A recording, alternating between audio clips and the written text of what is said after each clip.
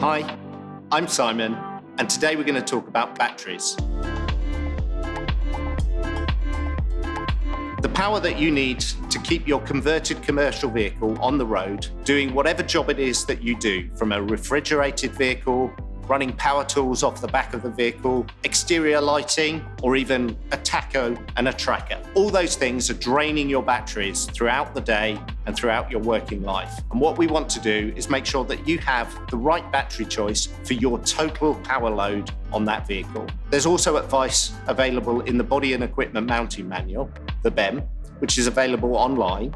For any question that you can't really find in the manual itself, we've also got a dedicated team online that will answer an incoming email for any technical question you have. Thank you very much. See you soon.